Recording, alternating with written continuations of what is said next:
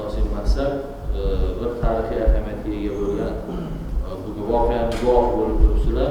Muhtaram Prezidentimizning respublikamizda yurilayotgan oqilona, odilona siyosatlari va shaxsan tashabbuslari bilan barcha jabhalarda olib borilayotgan islohotlar inson qadri uchun tamoyil asosida olib borilyapti. Hamma islohotni tagida bir narsa yotibdiki, shu odamlarimizni rozi qilish, odamlar ertaga indinga emas, bugun yaxshi yashash uchun sharoit va imkoniyatlar yaratib berish.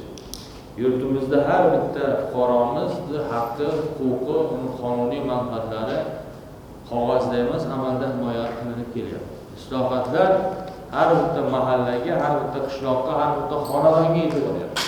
Uni o'zlaringiz hayotlaringni ko'rib turibsizlar. Umuman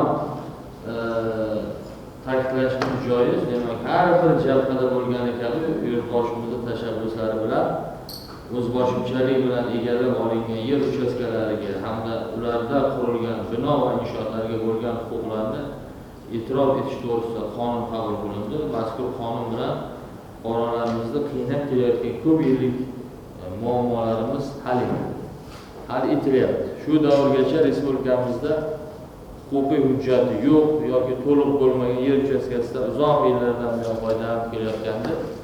Hozir yurtboshimizning topshiriqlariga ko'ra bu masalalar o'zini yechimini topdi.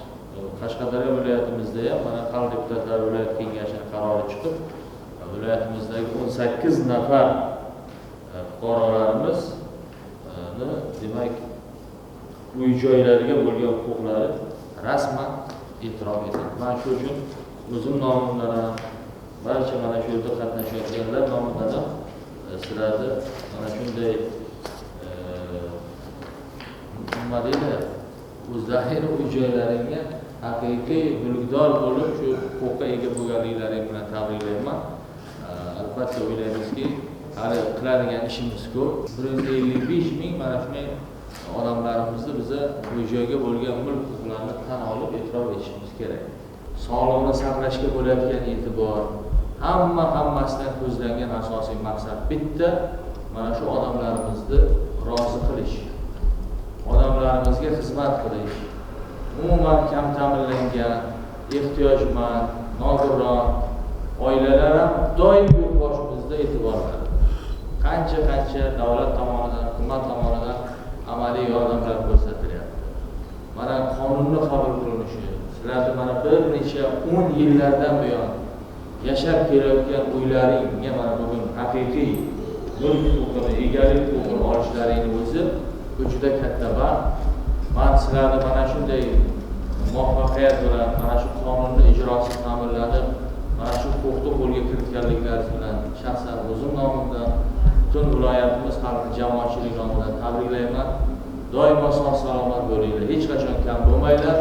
Mana shu uylaringizga katta to'ylar qilib, yuraklaringizdagi, ko'nglingizdagi hamma yaxshi niyatlar amalga oshsin. Farzandlaringizni kamolotini ko'rib, farzandlaringiz ham mana shu xalqimizga, davlatimizga xizmat qilib, o'zlariz yashayotgan tumanlarimiz uchun ham, Qashqadaryomiz uchun ham, jonajon vatanimiz uchun ham xizmat qiladigan ajoyib kadrlar bo'lsin. Hammalarimizni ko'rib turganimizdan xursandmiz. Doimo sog' salomat bo'linglar. Rahmat hammalarga.